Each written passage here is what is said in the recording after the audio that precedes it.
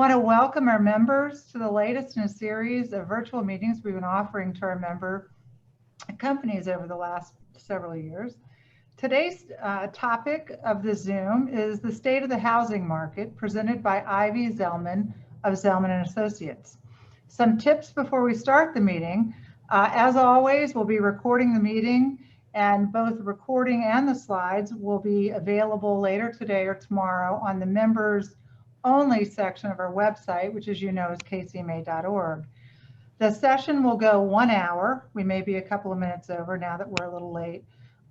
We have 45 minutes for Ivy's presentation and 15 minutes reserved at the end for Q&A. Please feel free, as we go through the presentation, to type your questions in the chat box that Ivy will then answer at the end of the call during the Q&A. So now I'm pleased to introduce Ivy. Ivy Zellman is Chief Executive Officer of Zellman & Associates, with 30 years of experience covering housing and housing-related industries. In 2007, Ivy co-founded Zellman & Associates. The firm provides analysis across all aspects of the housing spectrum. Ivy's concept for the firm remains strongly rooted in the ability to perform thematic research overlaid with proprietary surveys to produce unparalleled, differentiated, value-added research. Ivy has been widely known and respected for her bold thinking and accurate assessments where others have failed, helping industry players avoid costly mistakes and game-changing opportunities. She helped bestseller writer Michael Lewis with his research related to the mortgage crash. This became a part of the best-selling book turned movie, The Big Short. Michael wrote in the book, "All roads led to Ivy." She has been recognized by institutional investors, ranking her as one of the most preeminent figures within the housing industry. In 2020, Ivy was included in Barron's Top 100 Women in Finance and frequently appears on television shows such as CNBC, as well as Wall Street Journal and many more. As one of the most powerful women in Wall Street, Ivy is sought after as an expert on housing sector and the overall housing market and what that means to investors, home builders, industry executives, and the industry at large. And so with that, welcome, Ivy.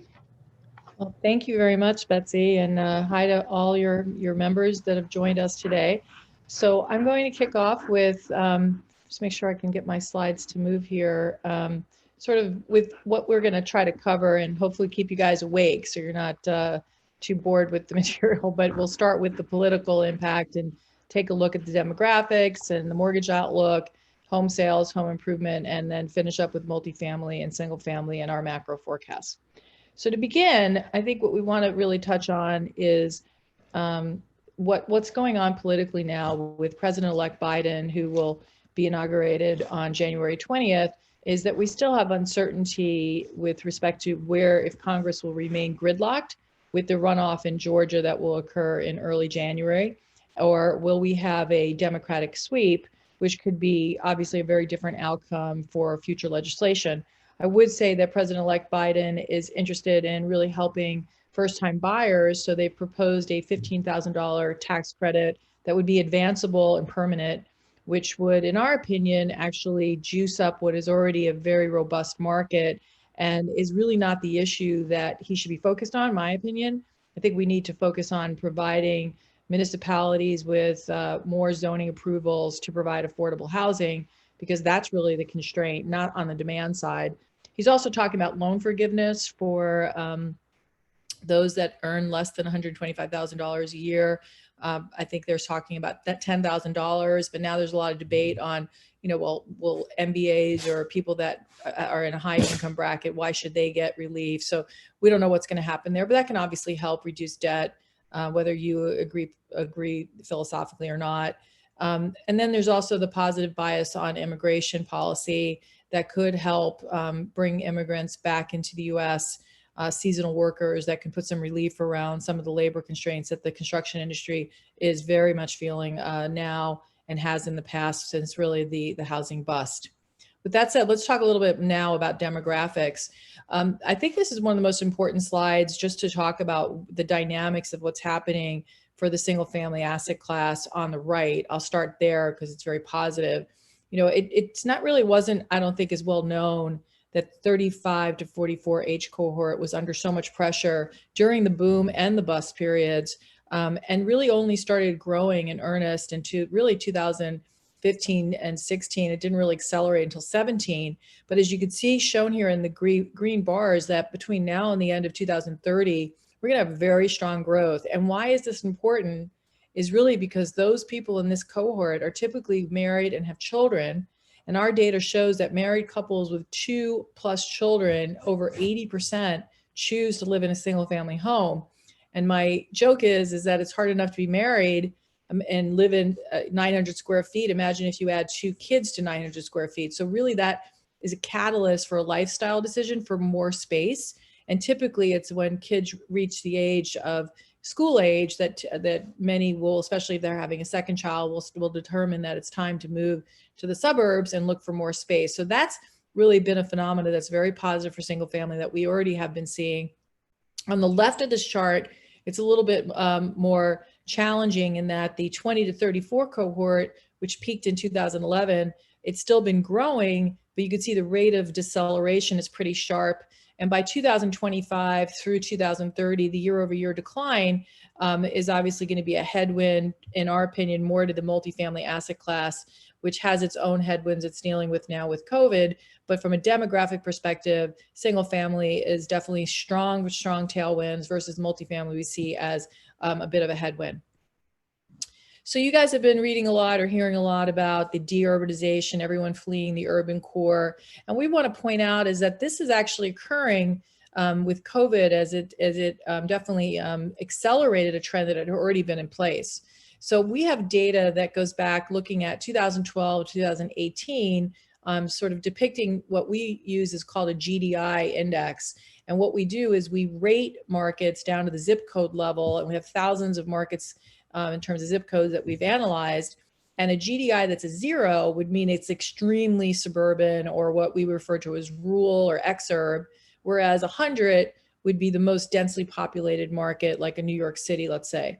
So you can see that during this six-year time span, we had already been seeing a shift with the change in adult population already growing in that 0 to 9 GDI, whereas the 45 plus was already losing share. So COVID actually accelerated a trend that had already been well underway, again, because of the demographic slide I just showed you. So remote work, I'm working remote right now. My Australian Shepherd is laying on me, which I'm enjoying. But many of us recognize that this is really a sea change. This is really going to be something that stays well beyond COVID, because many companies that have recognized that their employees, number one, could be more productive at home, but more importantly, that providing them flexibility and optionality could actually retain talent and keep people, happier with more favorable balance in their life, work, family. So prior to COVID, roughly 6 to 7% of those between the ages of 20 and 64 worked remotely. And there's forecasts out there that this number can trend as high as 20 to 30%. We do not forecast this number, but I would say that no matter if it doubles or triples, whatever the number may be, it's a very nice, strong, positive tailwind for the single family asset class, as many people can not only move further away from the job center and have a longer commute because they may only go to the office once or twice a week, but they can actually relocate to another state entirely. So one of the things that we've seen is that many people are thinking that we call it the Great American Shuffle, where people are leaving high cost states and less favorable climates or high tax cost states. And that's really been a function of SALT, which was implemented at the beginning of 2018 by the Trump administration, and a legislative was passed. Yet what we wanted to show you is that this phenomenon has actually been underway for the entire decade from 2010 to 2020, with states, whether it's Idaho or Texas or Florida and Utah, growing significantly faster than, of course, household growth for the United States that we estimate was up 9%. So that Great American Shuffle has already been well underway, well before SALT. And I would tell you that our builders in our coverage universe and private builders across the country have really positioned themselves to benefit from this strong growth. In fact, we just published earlier this week late last week, our home building survey for November. And what we're surveying, just for those of you that are not familiar with our survey, several hundred private builders that equate to 15 to 20% of the market, which is on top of the 40% that are publicly traded that we follow and rate, buy, hold, or sell. But you can see that October and November, we still have seen very strong trends, albeit moderating from the strength that we saw earlier. Like, for example, in September, orders were up over 70%. So the comps are getting tougher, because if you recall back in late 19 and early 20, the market was very strong, but nevertheless, strength across the board. This map, sorry, I thought I was coming to a map, but I was going to say across the country, it's pretty much strong everywhere. You can see here that this chart just shows you, using our proprietary survey results, that demand is broad-based, and it is actually across all price points. And the relative level of strength still the strongest for entry level, but where we've seen the greatest rate of acceleration has really been in move up and also second homes. Housing starts have started to accelerate. They've been really lagging the builders writing new contracts. So in November, our proprietary survey showed a 45% year-over-year increase for their starts. That certainly is stronger than the numbers we saw reported today. But I will tell you, when you look at the relative difference, between what the builders are actually writing in contracts, up 70, 50, 30+%, they're definitely seeing backlogs get extended. So we should see those starts starting to catch up as they're starting to meter out sales, because their communities are being sold so much faster than they had originally anticipated, and they are having gap out. So they don't have the new communities in some cases available to replace the ones selling out faster than expected. So we're going to see things catch up on the start side, but that should be pretty robust. And for those manufacturers that are later stage in the house, like cabinets and plumbing, you're going to see the benefits of that as the year progresses into 2021.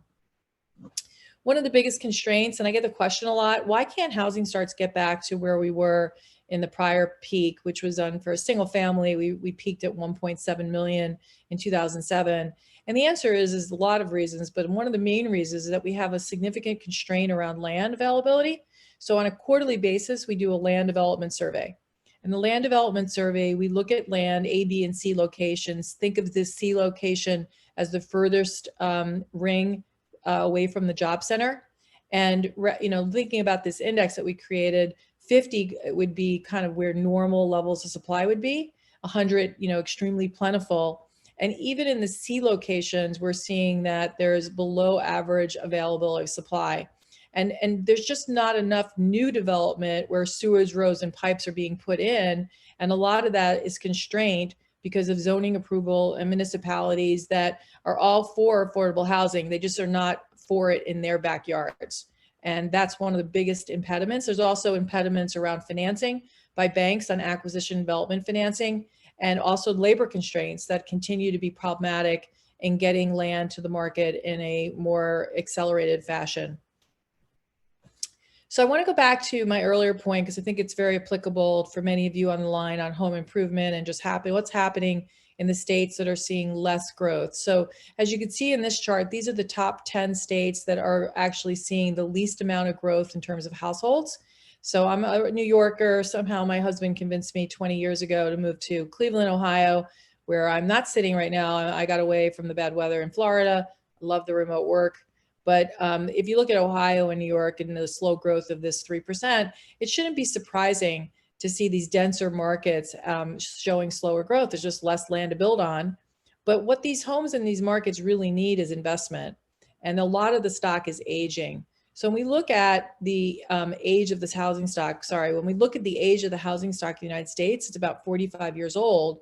But when you look at a lot of the states depicted below, with the exception of West Virginia, the age of the stock is north of 50+ years. So it's really more problematic in the Northeast and the Midwest than it is in the Southeast and west of the Mississippi. One of the biggest challenges in the market remains the record low inventories that I show you in this chart. Now, many of you, to digest this slide, what you're looking at are single family listings, both new and existing, divided by households.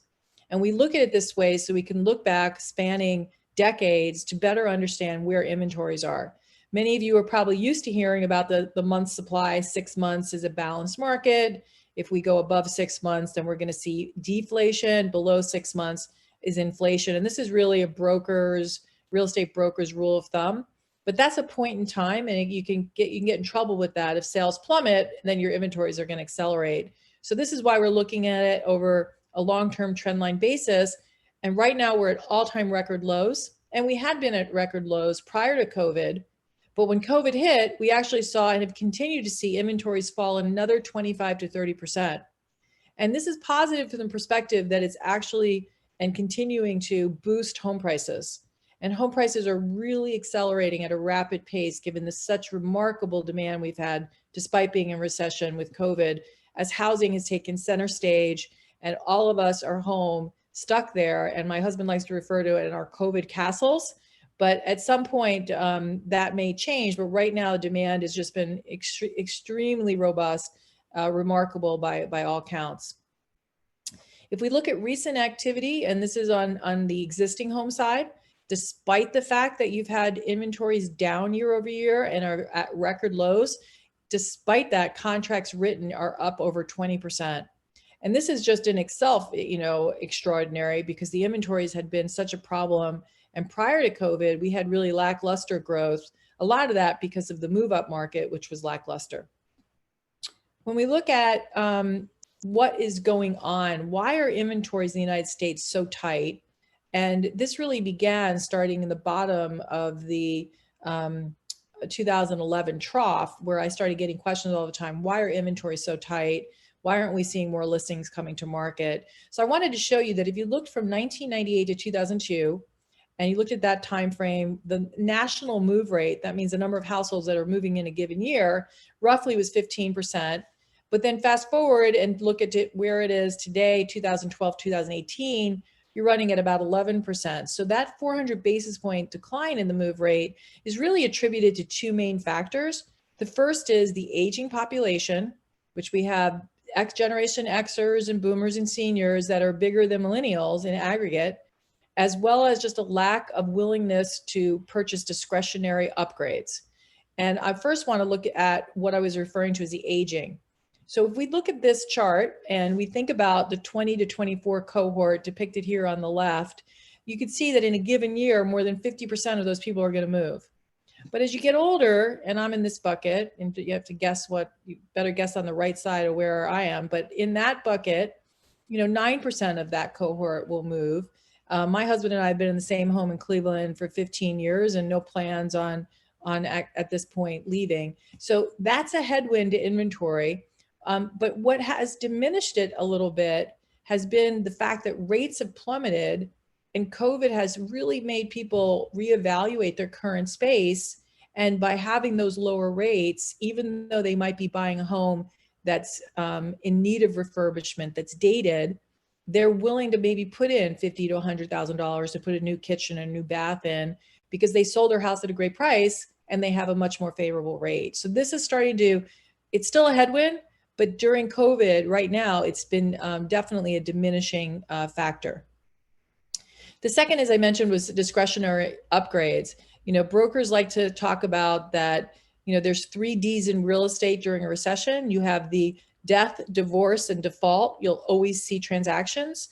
But with respect to upgrades, the discretionary upgrades really haven't been doing historically what you'd expect. And I think part of that reason is what I mentioned on this age of the stock. We had sellers that had homes listed for years. Think about markets like Greenwich, Connecticut, that were left, considered dead and buried. And those homes were in need of substantial repair. And yet the sellers would not capitulate. And the buyers didn't want to sell their homes and buy a home that needed work, but they also maybe were locked in at a low rate. So the equation just didn't make sense. But when you take mortgage rates that, let's say, were 4.5% or 4%, and they're now at 3 or lower, right now we're quoting 30-year fixed at 2.75, you can unlock a tremendous amount of value, and therefore you will see discretionary upgrades in this environment. And it's just been explosive growth for the move-up market. Another area that's been really exploding in terms of growth has been second home. And this chart is actually just showing you with those that are using a GSE mortgage, the growth between July and October, year over year, the rate of change is up 65%. But I would tell you that if you talk to our brokers, and we survey over 10% of existing home sales, they're seeing in some of their resort areas growth in excess of 200 to 300%. You go to any destination market where people are, thinking they want to get away. My husband and I like being in Florida. We're renting, but there are people buying, and the biggest reason they're buying is they have free money. Mortgage rates have never been this low. We're at an all-time record low, but I do think it's contingent that rates have to stay low for the second home demand to continue. So let's talk a little bit about the mortgage market. The mortgage market, I would first say that based on surveys from Fannie Mae, there's no question that the number one reason for the robust pace is the substantial drop in rates. And what we've seen, which is a good thing for the market to really understand, is that we've had spreads collapse. So this is really understanding that the 30-year fixed rate is actually priced off the 10-year yield. So while yields had come down significantly, notice that the spreads reached new highs during the initial shutdown period, as mortgage lenders were very concerned about the decision to allow borrowers to go into forbearance. And they also were concerned that they were going to have huge losses because there was going to be moral hazard. But that didn't come to fruition. I'll talk a little bit about that later. So you've seen spreads have come in. And it's also because they had to hire like crazy, because the refi market and the purchase market is on fire. So as they've been bringing more new headcount to market, they've been able to forego some margin. And that's why it's been a benefit to the consumer, because rates have fallen from what was 3+% to now, as I mentioned earlier, 2 3/4. So it's really a massive win for the consumer. And certainly we hope that spreads will continue to compress. Affordability, as you can see here, depicted 100 is sort of where it's normal levels of affordability. So anything below 100 is considered favorable. We're showing you for our forecast, the current trend line all the way through 22 remains extremely favorable. And this is really a function of rates staying low. Our expectation, we do not forecast rates. We use what's priced into the forward yield curve. But we've had tremendous price appreciation, even factoring in our forecast for price appreciation, which, if I didn't mention, this year we're at 9.7%. And in 2021, we're at 6%. And in 22, we're at 2.8%. So even with all that price appreciation, the drop in rates offset that, as well as income growth. But this is only one aspect of affordability, and it's theoretical, because I think affordability has been favorable, as you can see depicted in this chart. It's just been a lack of that supply that's really been an impediment. But I do think that it's not incorporating the other costs associated with ownership above and beyond just principal, interest, and insurance. So it's not taking into consideration leverage or taxes and the other costs of home ownership. So it's somewhat theoretical. The year-over-year change, we are starting because of the increase in home prices on an annualized basis. Our November home building survey showed that home prices were up 14% for the new home market. And that is resulting in the monthly payment starting to increase, percentage terms less than 1%, but we're watching that closely because that's going to be our indicator if the affordability is going to start impacting demand. But we are hearing anecdotes of some sticker shock by some consumers that are starting to worry that they might be buying at the top of the market. So even if affordability remains favorable, consumers are getting a little antsy that they might be buying at the top. But we haven't seen anything other than a few anecdotes to suggest that that's a trend yet. Just a last few slides on mortgage, or maybe this is the last, I can't remember. We do every month, we survey the mortgage market. So we have owners and operators that in aggregate equate to about 20% of the mortgage industry. And every month we ask them a lot of questions, about 20, 25 questions, but one of them is, tell me how stringent you are in underwriting a mortgage today. And in 2005, 0 was the case. You could fog a mirror and get a mortgage, so that's your 0. And 100 is so tight you can't get a mortgage. So notice that in 2020, we're hovering at that 63 level, which was up from the 2019 at 54, which is pretty much a normal credit box. And a lot of that was because the initial risk that forbearance with consumers that were able to skip payments for up to 12 months was going to be a massive hit to the mortgage industry. And the mortgage industry went into complete disarray. I won't bore you with all the details. In addition to the fact that they were so overwhelmed with demand that they actually have tightened the box, and therefore they're taking only the best credit. So that's a bad thing for those that have a low credit score, but they have the ability to be more choosy because they have so much demand. The one thing that makes me nervous, however, is the fact that mortgage rates are so low.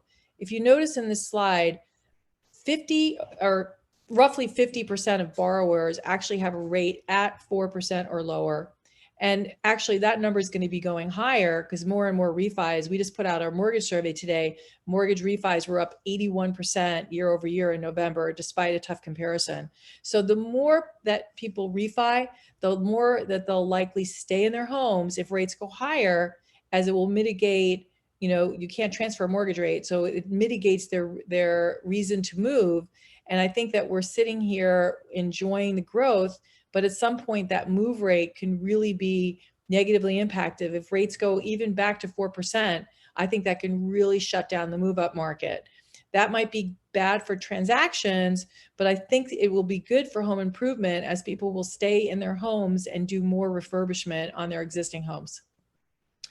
I just wanted to finish on mortgage with the forbearance. I mentioned it back here in June, we peaked out at 8.6% of the number of borrowers that are in forbearance.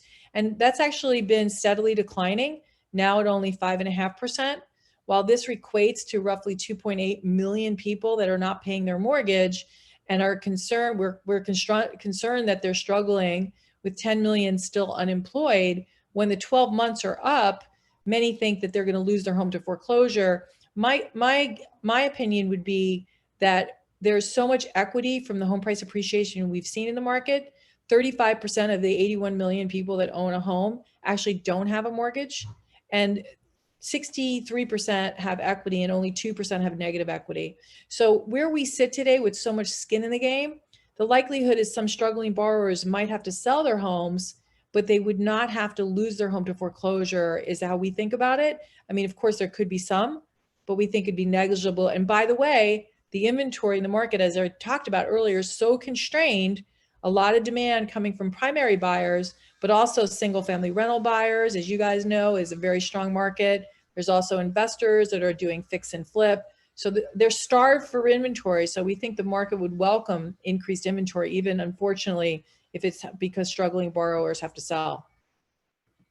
So moving to the next section, I want to talk about home improvement, which has been really a remarkable segment of the market with just incredible growth.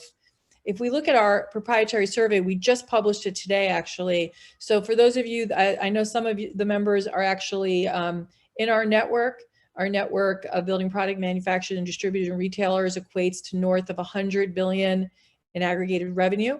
And you can see for the home improvement segment in November, we still had a very strong month, up 10%, although it was down from the 13% rate in October, but still well above trend line, which has typically run a good market would be 5 or 6% growth. Home centers, if you look on the left, we're showing you the new order index. Anything above 50, again, would be very strong or above normal. So you can see that while new orders did decelerate from the pace that we saw in October, still very strong. And the same thing on point of sale. So point of sale in October was at all-time record level. It's decelerated in November, but it's still a very strong pace. And the home centers, we believe that had same-store sales running at 25-30%. For our fourth quarter estimates, we're looking at about 20% for Home Depot and Lowe's. The only area within, it's not home improvement, but within building product, the survey that's been weak is the non-res market, which is not surprising to any of you, given the fact that we know that office and hospitality and retail are struggling with everything shut down or having been reopened and shutting down and not really people feeling safe to be back out there. So year over year, our survey respondents showed a 7% decline. The prior month was only down 1%, so we saw a re-acceleration, a negative impact to the overall end market. The forecast that we're looking at is pretty onerous as well for 2021. 20 and 21. But we do expect hopefully a rebound, a modest rebound in 22, but that's contingent on effective vaccine and everything going back to normal. Back to the building product survey results.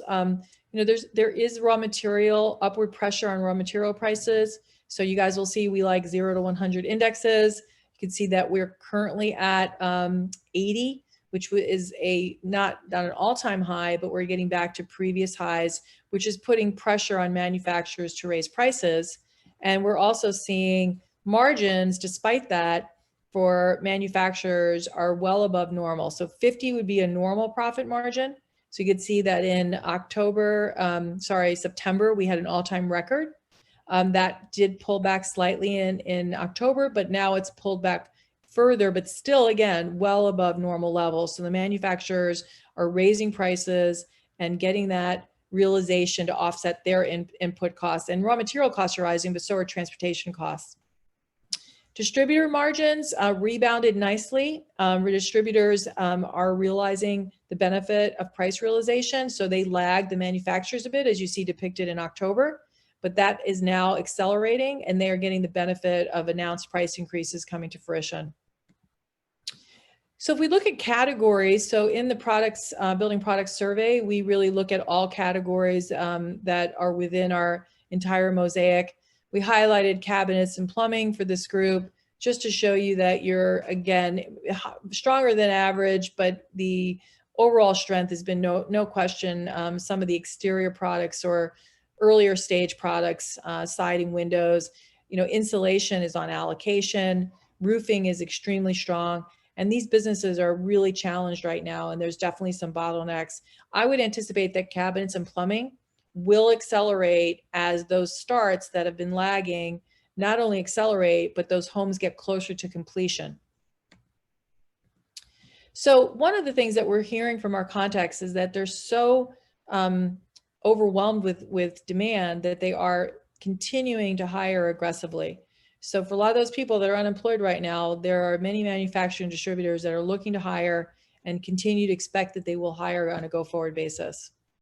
Part of the issue is they have absenteeism rising, and the absenteeism did abate a bit, but it's actually reaccelerated as COVID has surged further. So we just ask our survey respondents to talk about, is it above normal? And you can see here that there's many that are challenged with absenteeism. If we look at, so lead times, I mentioned roofing. We ask our building product contacts to tell us what % of your business is extremely extended. And the areas that I mentioned earlier, like roofing, that lead times are massively extended, and they're raising prices further. Siding, getting siding, you can expect at least at times double normal. And windows are taking 4 to 6 weeks longer, fireplaces 8 to 10 weeks. So I'm sure you guys are pretty familiar with all the challenges within the channel. But this is really difficult for manufacturers, but it's also a nice headache to have. Certainly, you're better off having these problems than dealing with being in the hospitality industry or working in the restaurant industry or the travel industry. So I guess we'll deal with our headaches that we have today here in this industry. So from a cabinet perspective, the demand score for November I wanted to highlight was the highest score that we saw since 2018. And our suppliers are seeing that they are anticipating stronger growth for fourth quarter. As I mentioned, they're seeing all inflationary costs or all their input costs are rising, or most of them. And they're also noting that some of their postponed jobs have restarted, especially dealers that were dealing more in the high-end kitchen and bath area. Their new res is double-digit growth. And despite imports up 71%, they're actually seeing better profitability. China's shrinking, but total imports are expanding because they're coming from a substantial number of other countries, including Vietnam and as you know, many others. Plumbing has been one of the stronger segments for residential, but we do have some of that strength offset with the weakness from the non-res. And lead times are modestly above average, so it's not as bad as some other categories. I would just say that we are seeing price increases. There are increase in input costs. Brass is up sequentially 7% in November, and DIY is leading the strength, but there's no question we're seeing bigger tickets start to accelerate, which I think has a lot to do with home price appreciation and consumers realizing that they could put more money in their dated homes or spend more money in their homes, and they will get that investment out. So moving along, wanted to point out a few things, just getting into the multifamily segment. I talked a little bit about the demographics. One of the challenges you'll see if you look on the left, if we were looking at year-over-year household formations for the younger cohorts, you could see through this COVID period, the greatest pressure we've had on household formation is coming from the younger generation. Many young people have moved back in with their families or even friends, and this is going to put pressure, we think, outsized pressure on the multifamily asset class.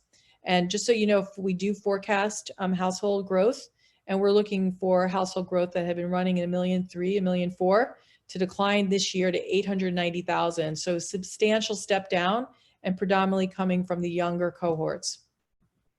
So what does this mean? What we're going to see is more weakness here on the left in multifamily starts. So we are seeing deceleration, and our forecast is for that to continue. Today we did see year-over-year declines in double digits for multifamily starts. Notice completions are rising, which is a benefit to building product manufacturers and distributors because they need to complete units that are in backlog. But this backlog is at, although we only show it going back to 2011, it is at a multi-decade high.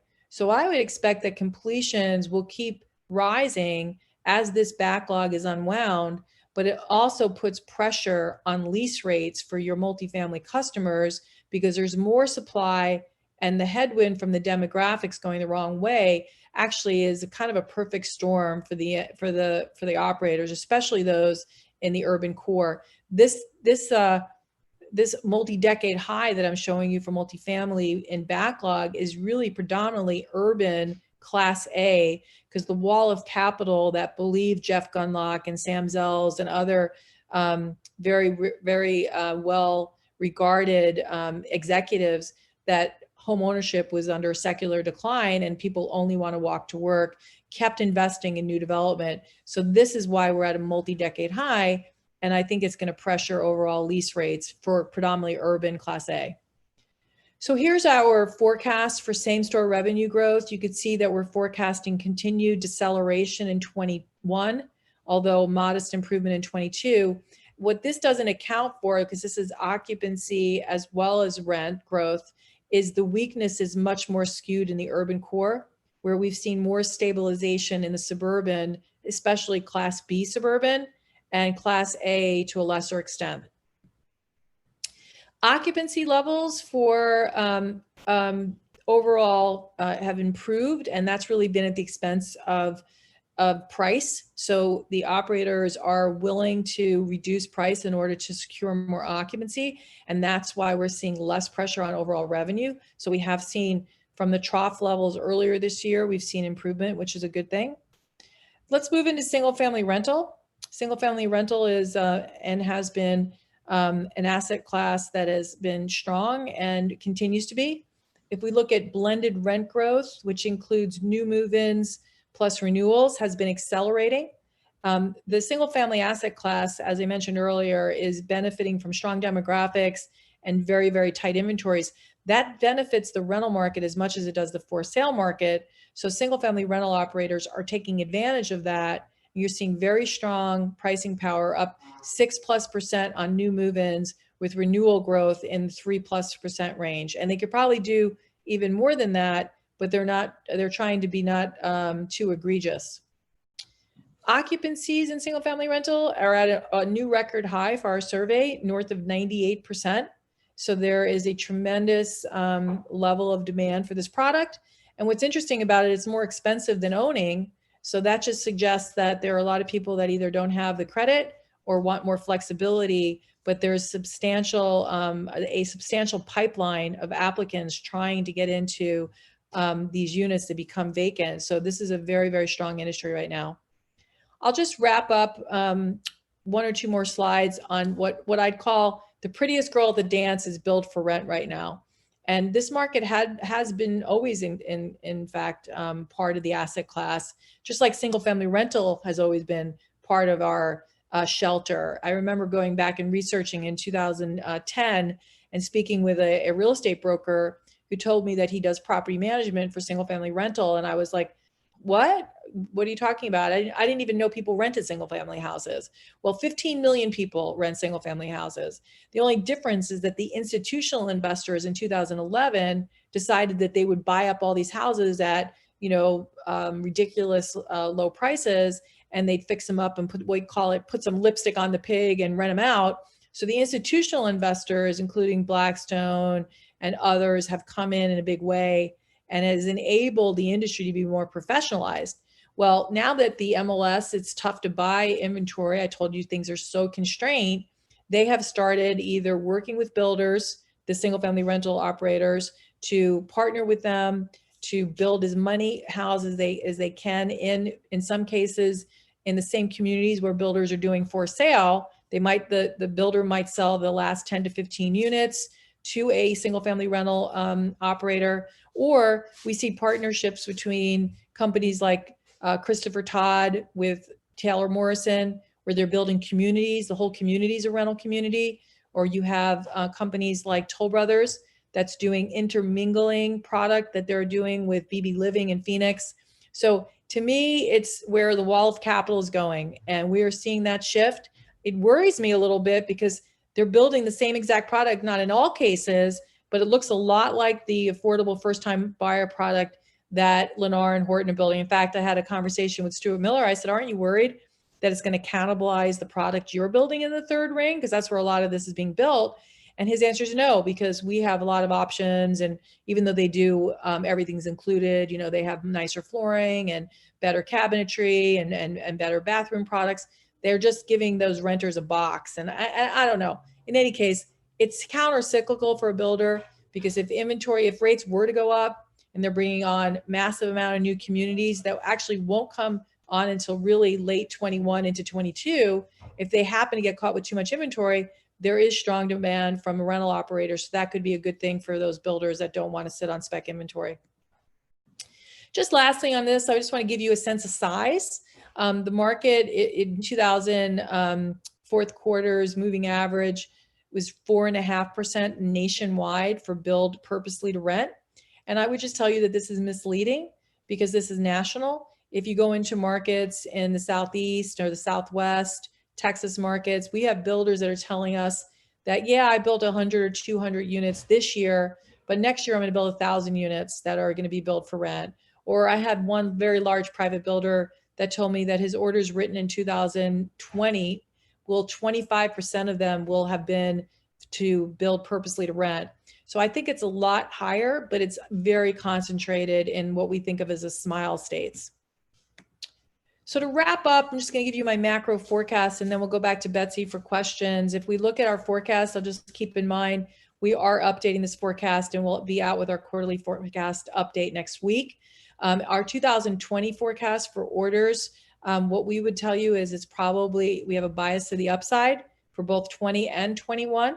And for 22, we are likely a little too negative, but we do expect that with stimulus and what would be sort of a normalization of the economy at some point, we hope it's before 22, that would come alongside rates moving higher.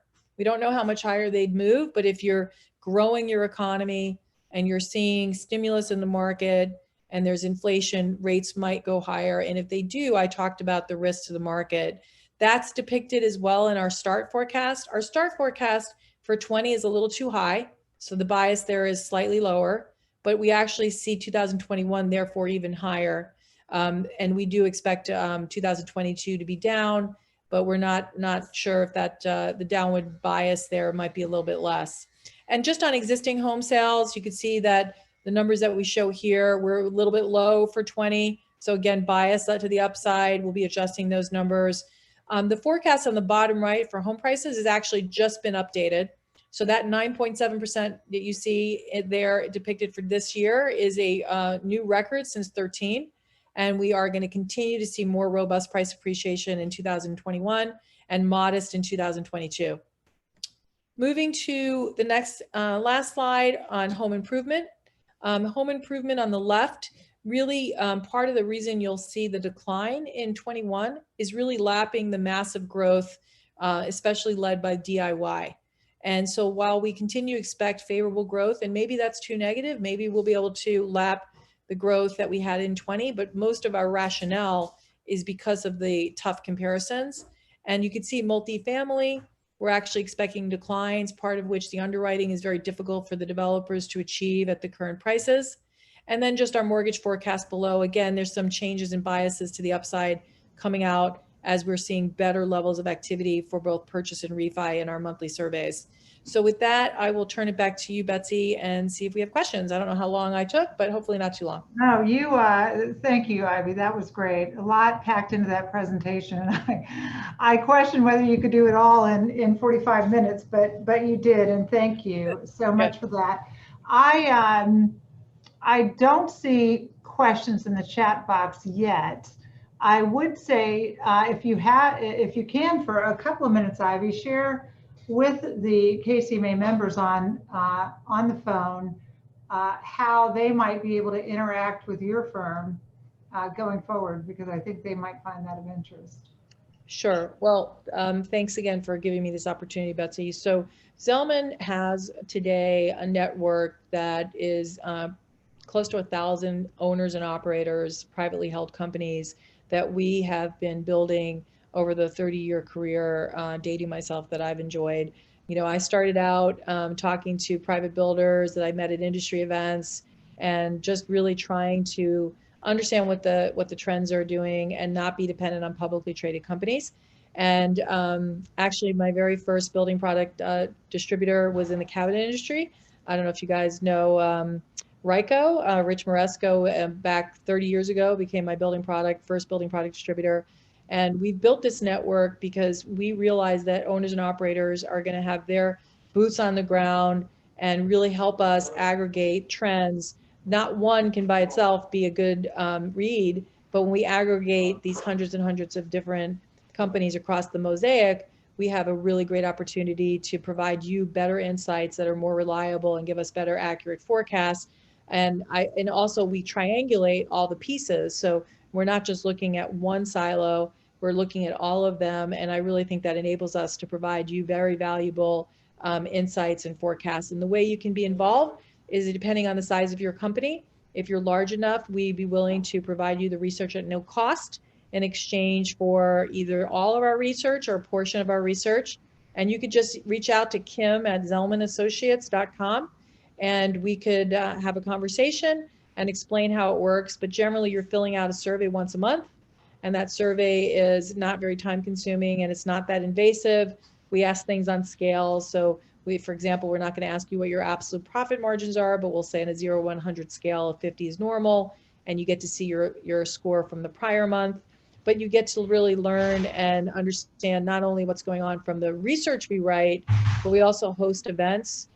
We have special guests that, like, for example, KCMA is done for you guys with me. We also host an annual conference that we've had to do virtually this year in September. Typically, we do it in Boston. But there's a lot of great opportunities for networking and just really we're your eyes and ears for Wall Street. We have the ability to provide you what's going on with some of the public companies. So you guys are in kitchen and bath. You care about what Masco is saying. You care about what Fortune Brands is saying. We're going to provide you insights to what they're saying, what their strategy is saying.